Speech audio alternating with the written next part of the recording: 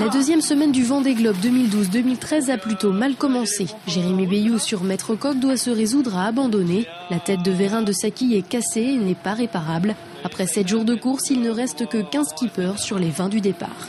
15 skippers qui arrivent dans le Poteau Noir, une zone de convergence intertropicale où les conditions météo sont changeantes et dont il est parfois difficile de se sortir. En queue de peloton, le Polonais Gutek rencontre des problèmes électroniques sur son radar et son pilote automatique.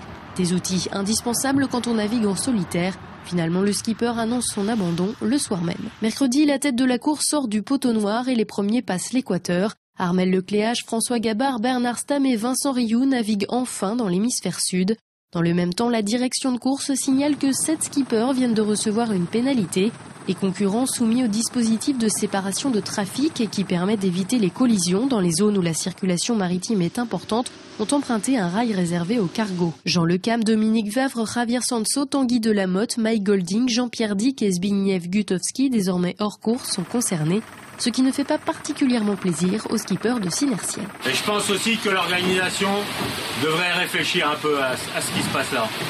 Parce que s'il n'y a pas la possibilité de le faire, mettez-nous des points obligatoires. De toute façon, il n'y a plus que des choses obligatoires dans ce bas monde. Jeudi, Arnaud Boissière n'en finit plus de se sortir du Poteau Noir. 10e en début de semaine, le skipper d'Akena vient d'être rattrapé par Bertrand de Broc et cherche désespérément le vent qui lui fera trouver les alizés du Sud. Au revoir le Poteau Noir. Bonjour les alizés.